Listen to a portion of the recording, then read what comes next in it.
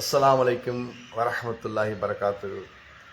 கண்ணியமிக்க பெரியோர்களே, தாய்மார்களே, சகோதர சகோதரிகளே, நண்பர்களே, அன்பர்களே, மாணவ செல்வங்களே, உங்கள் அனைவர் மீதும் ஏக இறைவனின் சாந்தியும் சமாதானமும் உண்டாகட்டுமாக என்று பிரார்த்தித்தவனாக இன்று எனது உரையை ஆரம்பம் செய்கின்றேன்.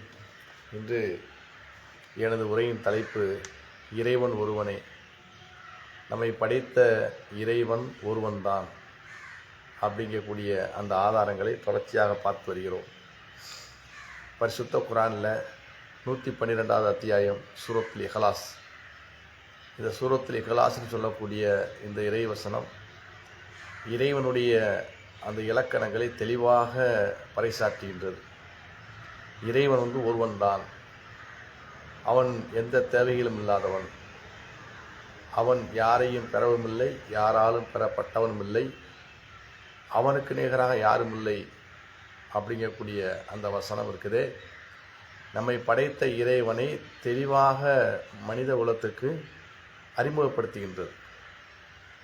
அப்போ அந்த 112வது அத்தியாயத்தில் முதல் வசனம் குல் ஹுவல்லாஹு அஹத், அல்லாஹ் ஒருவன்தான். அல்லாஹ் என்பது படைத்த இறைவனுக்குள்ள ஆரம்ப பெயர். அது ஒவ்வொரு மொழியிலும் அந்த பெயர்கள் வேறுபடும்.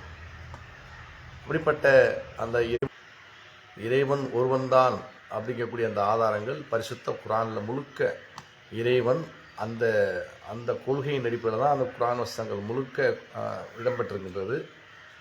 அதே மாதிரி அனைத்து வேதங்களுமே இந்த உலகத்தில் பெரிய பெரிய மதங்களாக சொல்லக்கூடிய கிறிஸ்துவ மதம், யூத மதம், இந்து மத வேதங்கள் எல்லாத்துலேயும் பார்த்தீங்கன்னா இறைவன் ஒருவனே அப்படிங்கக்கூடிய அந்த கருத்துக்கள் தான் வேதங்களுக்குள்ளே இருக்குது.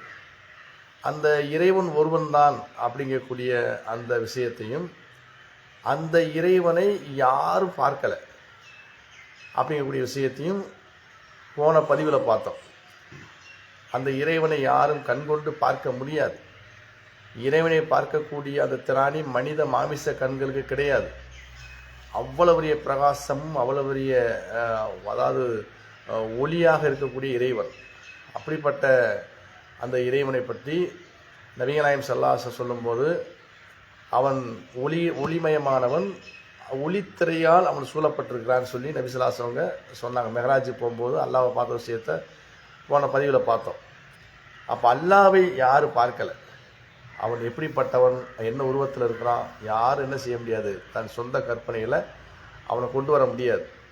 அப்போ இறைவனை யாரும் பார்க்கவில்லைங்கக்கூடிய அந்த ஆதாரம் இருக்குது.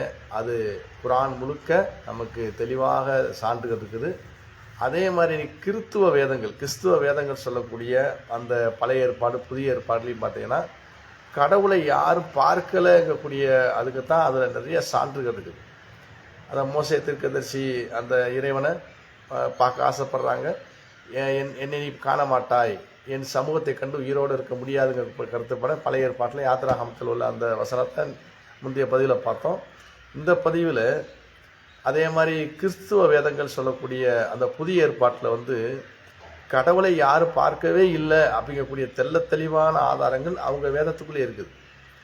படைத்த இறைவனை யாருமே பார்க்கலை, இதுவரைக்கும் பார்க்கல, இனிமேல் பார்க்கவும் முடியாது அப்படிங்கக்கூடிய அந்த ஆதாரங்கள் அவங்களுடைய அந்த கிறிஸ்துவ மத வேதங்களாக சொல்லக்கூடிய புதிய ஏற்பாடு அந்த அந்த வேதத்தில் பார்த்தீங்கன்னு சொன்னால், அதாவது 1 தீமோத்தேயு 6வது அதிகாரம் 16வது வசனத்தில் தெளிவாக இருக்குது. கடவுளை படைத்த இறைவனை யாரும் இதுவரை காணவில்லை, இனிமேல் காணவும் முடியாதுங்கிற கருத்துப்பட அந்த வசனம் இருக்குது. அதாவது என்னன்னு சொன்னால், அந்த வசனம் எப்படின்னா, அதாவது ஒருவராய் சாவாமை உள்ளவரும் சேரக்கூடாத ஒளியில் வாசம் பண்ணுகிறவரும் மனுஷரில் ஒருவரும் காணாதவரும் காணப்படக்கூடாதவருமாய் இருக்கிற அந்த தேவனுக்கே கனவும் நித்திய வல்லமையும் உண்டாயிருப்பதாக ஆமென்னு சொல்லி அந்த வசனம் முடியுது. 1 தீமோத்தேயு 6வது அதிகாரம் 16 வசனத்தில் கடவுளுக்குள்ள அந்த வரையறை சொல்லப்படுது. படைத்த இறைவன் யாரு அப்படின்னு சொன்னால் அவன் ஒருவன் தான், ஒருவராய் சாவாமை உள்ளவர். அந்த இறைவனுக்கு மரணம் இருக்கக்கூடாது, அப்படிப்பட்டவன் தான் இறைவன் அப்படி சொல்லி அடுத்த வசனத்தில் மனுஷரில், அதாவது அடுத்த வசனத்தில் சேரக்கூடாத வழியில் வாசம் பண்ணுகிறவரும் மனுஷரில் ஒருவரும் காணாதவரும் காணப்படக்கூடாதவருமாய் இருக்கிற தேவன்கிறது. இது வரைக்கும் அந்த தேவனை படைச்ச இறைவனை யாரும் பார்க்கல, இனிமேலும் பார்க்க முடியாதுன்னு சொல்லி தெளிவாக அந்த பைபிள் வசனத்தில் வருது. அப்படி இருக்கும்போது இறைவனை எப்படி மனித உருவத்தில் பார்க்க முடியும்? மனித உருவத்துக்குள்ளே கொண்டு வந்து இவர் தான் சொல்லி இப்போ கிறிஸ்துவ மக்கள் இயேசு கிறிஸ்துவ கடவுளாக சொல்கிறாங்க. இந்த வசனத்துக்கு நேர் முரண். இந்த அதாவது 1 தீமோத்தேயு 6வது அதிகாரம் 16வது வசனத்துக்கு நேர் முரணாக மனுஷ உருவத்தில் வந்த இயேசு கிறிஸ்து அவரை பல மக்கள் கண்டிருக்கிறாங்க. அவர் வாழ்ந்த காலத்தில் பல பேர் கண்கூடா பார்த்துருக்குறாங்க. இனிமேல் 2ஆம் வருகையில் பல மக்கள் பார்க்க போகிறாங்க. அப்போ இந்த வசனத்தை என்ன வருது? மனுஷரில் ஒருவரும் கண்டிராதவரும் காணப்படக்கூடாதவரும் தான் இருக்குது. இது வரைக்கும் இந்த கடவுளை பார்க்கல, இறைவனை யாரும் பார்க்கல, இனிமேல் பார்க்கவும் முடியாதுன்னு சொல்லி தான் அந்த வசனத்தில் வருது. அப்போ இந்த வசனத்துக்கு நேர் முரணாக இந்த உலகத்தில் மாமிச வடிவில் வந்த இறை தூதர் இயேசு கிறிஸ்துவ என்ன செய்கிறாங்கன்னு சொன்னால் கடவுளாக வச்சு வணங்குறது அவங்களுடைய பைபிள் வசனத்துக்கு முரணாக இது இருக்குதா இல்லையா? சிந்திச்சு பார்க்க வேண்டும். அவன் படைத்த இறைவனை யாரும் மனிதர்கள் யாரும் பார்க்கல, இன்னும் உருவத்தில் இருக்கான்னு யாருமே என்ன செய்ய முடியாது, பார்க்கல.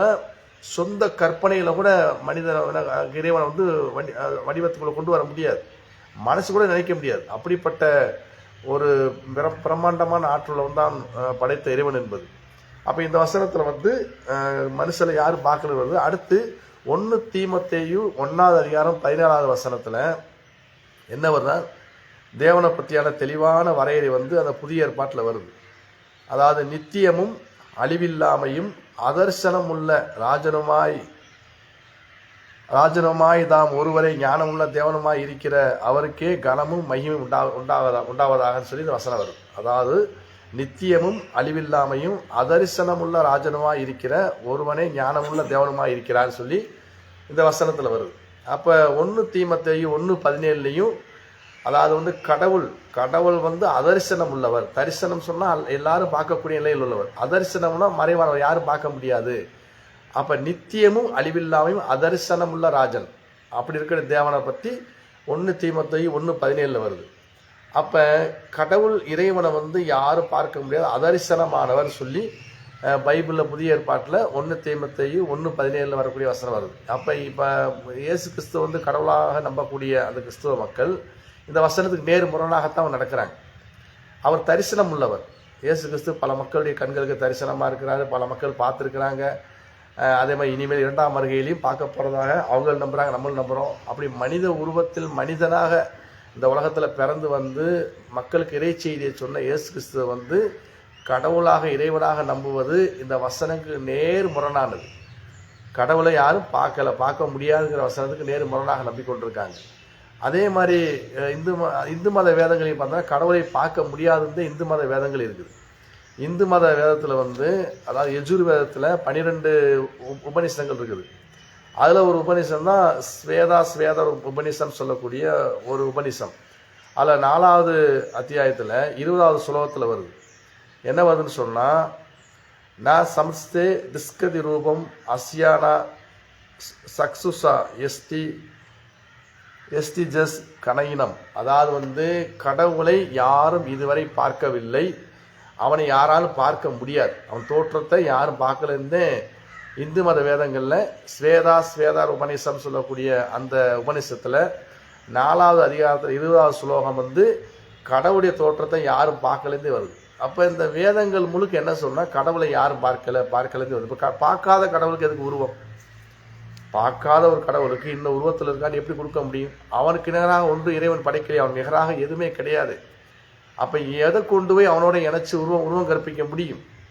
அதில் மிகப்பெரிய உலகத்தில் மதங்களாக இருக்கக்கூடிய அந்த யூத மதம், கிறிஸ்துவ மதம், இந்து மதம், அது இஸ்லாமிய மதங்களில் பூரா பார்த்தீங்கன்னா எந்த வேதங்களையுமே கடவுளை யாரும் பார்த்ததாக எந்த ஒரு ஆதாரம் குறிப்பும் கிடையாது.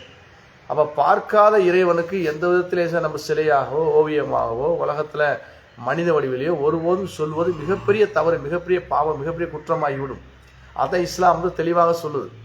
அதனால் படைத்த இறைவனை எந்த ஒரு வடிவத்துக்குள்ளேயும் நம்ம வடிவமைச்சு நம்ம இந்த உருவத்தெல்லாம் இருக்கான்னு சொன்னால் மிகப்பெரிய பாவமாயிருக்கும். நம்மளே பார்க்குற மனுஷனையே ஒரு மனிதன் வந்து இப்போ அவங்களுக்கு ஒரு ஐடென்டி ப்ரூஃப் இருக்குது, இந்த மனுஷனுக்கு இந்த உருவம் சொல்லி ஒரு பேர் இருக்குது, அவருக்கு இப்போ ஐடென்டி ப்ரூஃப் கார்டு இருக்குல்லையே, ஐடென்டி கார்டில் கூட ஒருத்தருடைய பேர் போட்டு வேற போட்டால் வந்து கோவப்படுறாரு. என்னங்க ஏன் பேரை போட்டு வேறு போட்டா போட்டிருக்கீங்க, வேறு போட்டா பிரிண்ட் மாறி போச்சுன்னா சரி கம்ப்ளைண்ட் பண்ணி தன்னுடைய பேருக்கு தகுந்த மாதிரி தன்னுடைய உருவத்தை வர ஆசைப்படுறாரு இல்லையா. ஒரு போட்டா மாறிட்டாலே மனுஷன் என்ன செய்கிறான், கவலைப்படுறான். எனக்குள்ளே போட்டா இது கிடையாதுங்கன்னு சொல்லி என்ன செய்கிறான், ஆதங்கப்படுறான், மாற்ற முயற்சி பண்ணுறான். அதே எல்லா விஷயத்துலையும் ஏதாவது ஒரு சிவப்பாக இருக்கிற மனுஷன் கருப்பாக வந்துருச்சு நீங்கள் போட்டாவில், என்ன சார் அந்த சிவப்பாக இருக்கிறேன் இப்படி போட்டாவில் கருப்பாக எடுத்துருக்கீங்க அப்படின்னு சொல்லி என்னோட உருவம் அசிங்கமாக இருக்கேன்னு சொல்லி செய்கிறான், ஆதங்கப்படுறான், அதை மாற்ற முயற்சி பண்ணுறான். மனுஷனே இப்படி இருக்கும்போது ஏதாவது சின்ன ஒரு அவலட்சணமான உருவம் வரைஞ்சிட்டு அவன் கோவப்படுறான், ஒரு கார்ட்டூன் வரைஞ்சா கோவப்படுறான், ஒரு முதலமைச்சர் ஒருத்தர் கார்ட்டூன் வரைகிறான் அவங்க கோவப்படுறாரு, என்னை பற்றி அசிங்கமாக வரைஞ்சி வச்சுட்டு கோவப்படுறாரு. அப்படிங்கும்போது அகில உலகத்தை படைத்த இறைவன் வந்து அசிங்கமாக நம்ம அறிவுக்கு குறையான அறிவுக்கு தகுந்த மாதிரி அவனை உருவப்படுத்தணும்னு சொன்னால் இறைவனுக்கு எவ்வளோ கோபம் வரும். அவன் உருவத்தை யாரும் பார்க்கலையே, அவன் தோற்றத்தை யாரும் பார்க்கலையே, பார்க்கக்கூடிய திராணி மனுஷனுக்கு இல்லையே. அப்படி இருக்கும்போது எப்படி நம்ம ஓவியமாக உலகத்தை உருவமாக சிலையாக உலகத்தில் வடிக்க முடியும்? ஒருபோதும் செய்யக்கூடாது. அப்படி செய்தால் இறைவனுடைய மிகப்பெரிய கோபம் ஏற்பட்டு அதுதான் மனுஷன் செய்யக்கூடிய பாவங்களே மிகப்பெரிய பாவமாக இறைவனுடைய சமூகத்தில் கருதப்படுகிறது. நாளைக்கு மறு உலகத்தில் மரணத்துக்கு பின்னாடி எழுப்பி இறைவனுடைய சமூகத்தில் நிற்கும் போது மிக பெரும் பாவங்கள் ஒரு பாவமாக இறைவனுக்கு உருவம் மறைஞ்சு இறைவனுக்கு உருவம் வைத்து வழிபடக்கூடியவர்கள், இறைவனுக்கு சிலையாக வடித்து வழிபடக்கூடியவர்கள் தான் முதல் பாவத்தை செய்த பாவியாக கருதப்படுவார்கள், இறைவனுடைய தண்டனைக்கு ஆளாவார்கள். அதனால் இறைவனை வந்து ஒருவர் என்ன செய்யக்கூடாது, மனக்கற்பனைகளோட அதை என்ன செய்யக்கூடாது, உருவப்படுத்தக்கூடாது, உருவமாக வரையக்கூடாது, ஒரு ஓவியத்துக்குள்ளே அடக்கக்கூடாது. இந்த மாதிரி ஒரு ஒரு வரியத்தான் இஸ்லாம் காட்டுகிறது. அப்போ இஸ்லாமில் தெளிவாக இருக்கின்றது. இறைவன் வந்து நிச்சயமாக யாரும் பார்க்கலைங்கக்கூடிய விஷயத்தில் நபிகளாய முதற்கொண்டு இறைவனை பார்க்கவில்லை. நபிசுலாச இறைவனோட உரையாற்றிருக்காங்க மகராஜர்களை, ஆனால் இறைவனை பார்க்கலை. இறைவன் எந்த உருவத்தில் இருக்குன்னு நபிசுலாசன் சொல்லவும் இல்லை. அப்படிப்பட்ட இறைவனை நாம் நிச்சயமாக ஒருத்தர் இருக்கிறான், அவன் தான் அகில உலகத்தை அரசாட்சி செய்கிறான், அவனுடைய அதிகாரம் முழு உலகத்தை நிறைஞ்சிருக்குது. அவன்தான் இரவை கொண்டு வரான், பகலை கொண்டு வருகிறான், அவன்தான் வானத்தில் மலையை பொழிவிக்கிறான், பூமியிலிருந்து தானிய வர்க்கங்களை விளைவிக்கிறான், அவன்தான் மனிதனுக்கு முழுக்க சகல சௌரியங்களை உலகத்தில் செய்து கொண்டிருக்கிறான். அவனுடைய அனுக்கிரகங்கள் ஒவ்வொரு வினாடியும் இந்த உலகத்தில் பொழிந்து கொண்டே இருக்கிறது. அவனுடைய கிருபையை நாம் உயிர் வாழ்ந்து கொண்டிருக்கிறோம். நம்முடைய உள்ளுறுப்பு வெளியுறுப்பு அனைத்து இயங்கி கொண்டிருப்போம் அவனுடைய கிருபைன்னு சொல்லி அவனை முழுமையாக உள்ளத்தில் நம்பி அவனுக்கு நன்றி உள்ளவனாக உலகத்தில் வாழ வேண்டும். அப்படிப்பட்ட உண்மையான ஏக இறைவனை அவனுடைய யதார்த்தமான நிலைகள் நம்பி அவனை வழிபடக்கூடிய நன்மக்களான மேல ஆக்கியல்வானா என்று கூறி இந்த உரையை நிறைவு செய்கிறேன். வாஹிர்தாவானா அனில் ஹம்துலில்லாஹி ரப்பில் ஆலமீன். அஸ்ஸலாமு அலைக்கும் வரஹ்மத்துல்லாஹி வபரகாத்துஹு.